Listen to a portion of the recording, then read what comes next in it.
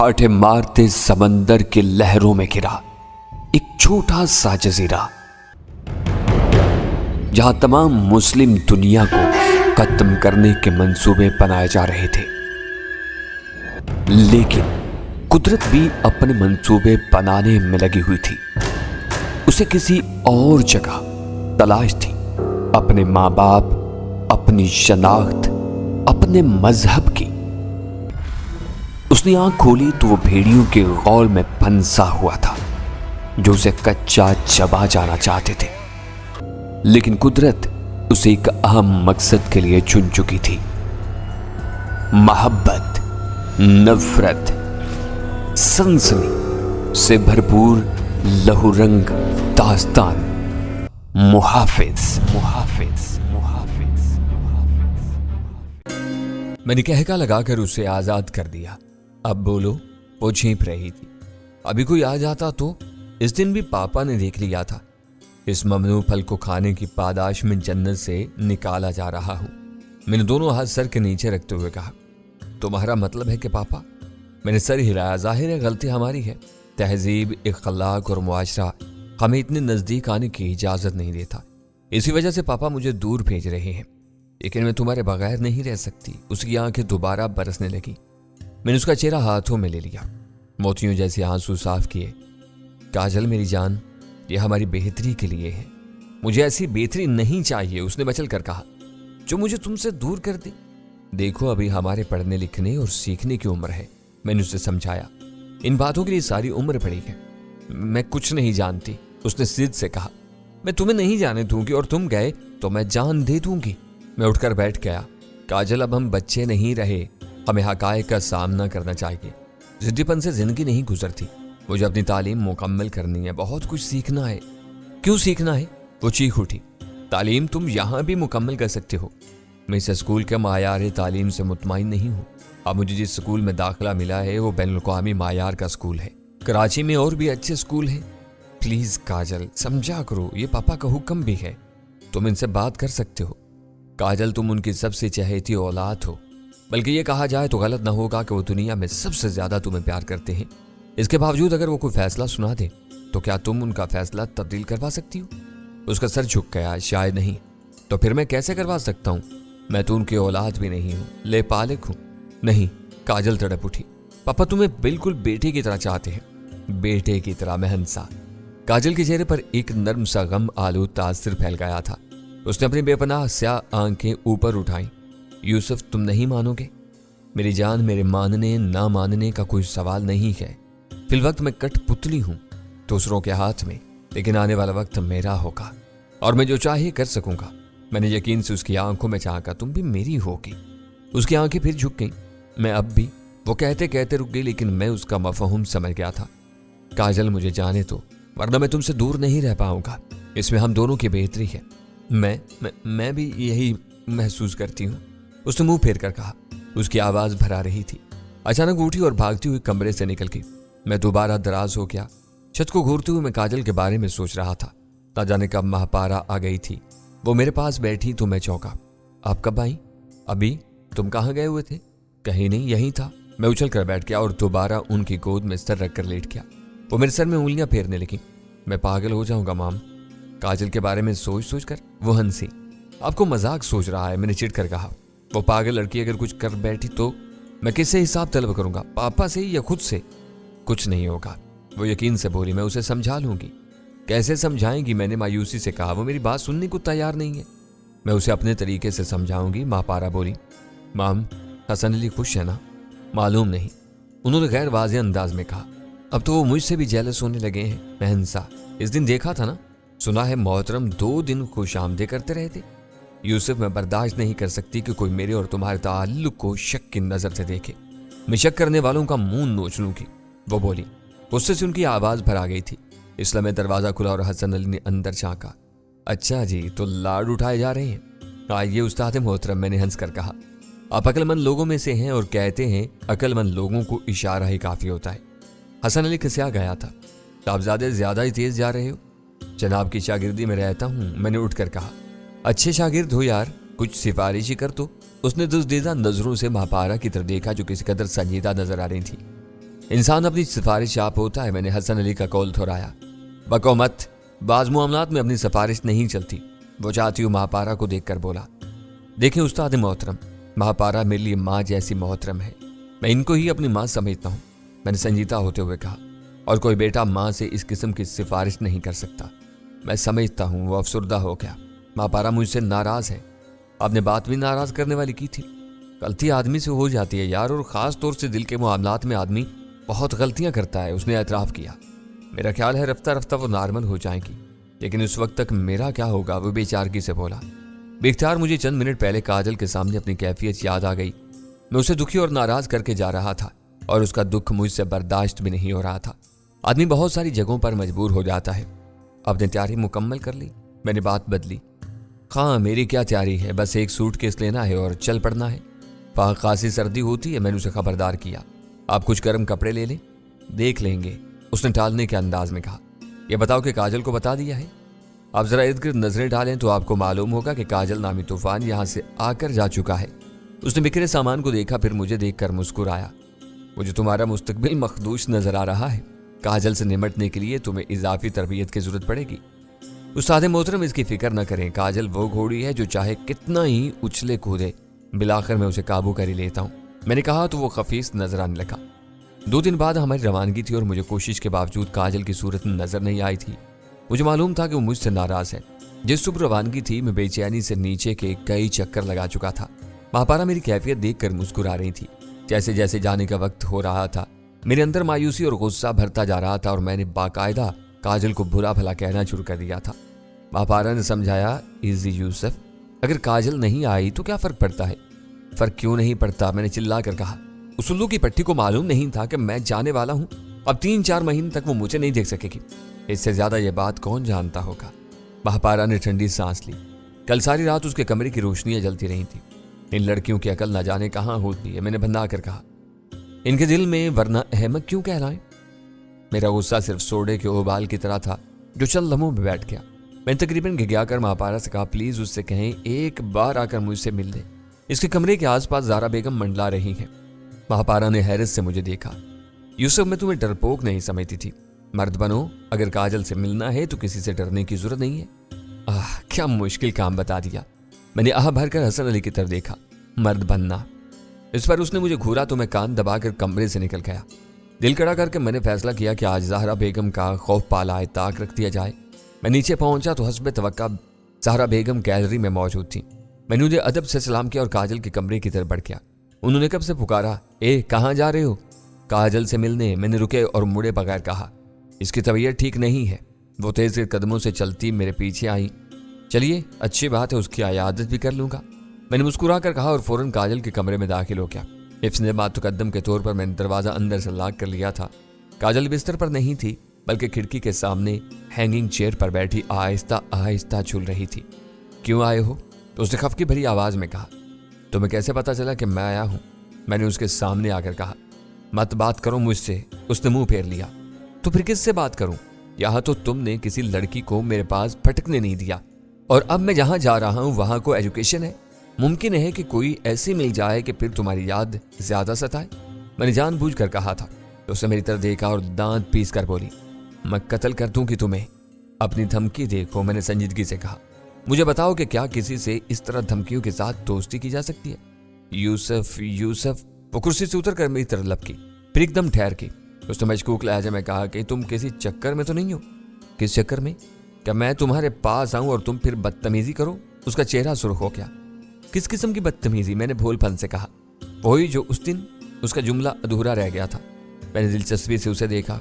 तुम आई क्यों नहीं? तुम्हें मालूम है कि मैं आज जा रहा हूं, फिर तुम 6-7 महीने से पहले मेरी सूरत नहीं देख पाओगी। मुझे शौक भी नहीं है, उसने दूसरी तरफ देखकर कहा। कोशिश के बावजूद वो आवाज भराने से नहीं रोक सकी थी। काजल, कुछ ही अरसे की तो बात है, मेरे लिए तो ये सदियों के बराबर होगा। सुनो, मैंने उसके शाने पर हाथ रखा। जब पापा मुझसे मिलने आएंगे ना, तो तुम भी उनके साथ आ जाना। बल्कि कुछ दिनों में गर्मियों की छुट्टियां पड़ जाएंगी, तुम एबटाबाद आ जाना। तुम किसे बहला रहे हो? वो तलखी से बोली। मुझे या खुद को। अगर पापा को हमारा साथ गवारा होता तो वो तुम्हें इतनी दूर भेजते ही क्यों?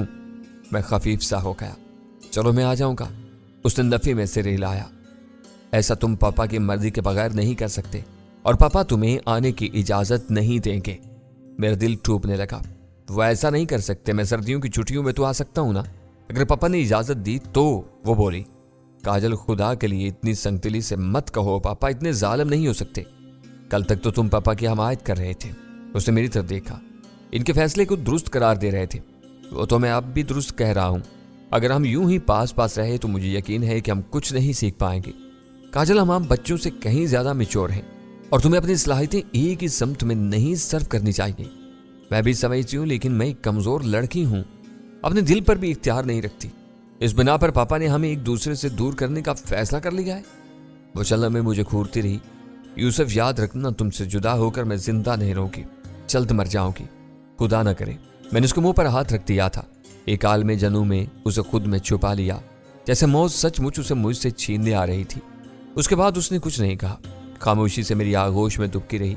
मैंने उसकी पेशानी चूमी और चुपचाप उसके कमरे से निकल आया। जब मैं जाने के लिए कार में बैठ रहा था तो काजल की खिड़की से एक साया पर्दे के पीछे से झांक रहा था। मैं इस वक्त तक इस साया को देखता रहा जब तक कार जमशेद पैलेस से निकल नहीं गई। अपनी जिंदगी में पहली बार मैं जहाज पर बैठा था, लेकिन मुझे इसमें कोई सनसनी महसूस नहीं हुई थी। ना ही मुझे अपनी देरीना आरज़ू यानी पैलेस से निकलकर दुनिया देखने की खुशी हो रही थी। मुझे नहीं मालूम कि कब हम इस्लामाबाद में उतरे, जहां महमूद निजामी नामी शख्स हमारा मुंतजिर था। वो जमशेद अली के दोस्तों में से था और इस्लामाबाद में हमारा कयाम और अब्दाबाद की तरफ रवानगी उसी के जिम्मा थी। उसने तजवीज़ पेश की कि हम रात उसके बंगले में गुजारें और सुबह सफ़र पर रवाना हो जाएं। हसन ने इसकी तजवीज़ कबूल कर ली। मुझे इन बातों से सरोकार नहीं था। मैं खामोश रहा, खुद मापारा, और हसन अली ने मेरे मूड को महसूस करते हुए मुझे छेड़ने की कोशिश नहीं की। रात हम महमूद निजामी के आलीशान घर में रहे। उसने अपने अहले खाना से हमारा तारुफ कराया। उसकी 3 बेटियां थीं जिनकी उम्रें 15 से 20 साल के दरमियान थीं। एक बेटा था शामी, 13 साल का था और बेहद शौक था। खाने की मेज पर भी वो सबको हंसाता रहा था। मैं कोशिश के बावजूद उसकी बातों से माजूज नहीं हो सका। अलबत्ता मैंने महसूस किया कि महमूद निजामी की दूसरे नंबर की बेटी मारिया कनखियों से मुझे देख रही थी। मैंने 2-3 बार उसकी चोरी पकड़ी और इस पर तवज्जो नहीं दी, लेकिन जब मैं डिनर के बाद अपने कमरे में आया तो वो भी बेतकल्लुफी से कमरे में चली आई। बिलाशुबा वो हसीन लड़की थी। सुनहरी माइल बाल जिन्हें उसने बॉब कट स्टाइल में बना रखा था, छिड़रा जिस्म और लंबा कद, गुलाबी रंगत पर उसकी स्याह आंखें यकीनन गजब उठाती थीं और मुख्तसर सा धाना पुरकशिश लगता था। लेकिन इस वक्त वो मुझे बिल्कुल अच्छी नहीं लग रही थी। हेलो, उसने कहा, आपको हमारा घर कैसा लगा? अच्छा है, मैंने कहा। और घर वाले? वो मनीखेज अंदाज में बोली। वो भी अच्छे लगे, मैंने मोहतात अंदाज में कहा। अच्छा, आप कॉफ़ी पियेंगे? मैंने इकरार कर लिया कि इस बहाने वो कुछ देर के लिए यहाँ से टल जाएगी, मगर वो मुश्किल 5 मिनट बाद दोबारा आन मौजूद हुई। आज काफ़ी पहले से तैयार थी। वो 2 कप के साथ करीम और शुगर अलग से लाई थी। मैंने शक्कर के साथ करीम भी ली। अच्छा, तो आपको सबसे अच्छा कौन लगा हमारे घर में? कॉफ़ी पीते हुए उसने अचानक पूछ लिया। शामी, मैंने सादगी से कहा। वो बेहद खुश मिजाज लड़का है। अपना वार खाली जाते देखकर उसे किसी कदर मायूसी हुई थी, लेकिन वो औरत ही क्या जो हार मान जाए। उसने नए जाविये से हमला किया। और हम बहनों में से कौन अच्छा लगा? मालूम नहीं, मैंने गौर नहीं किया।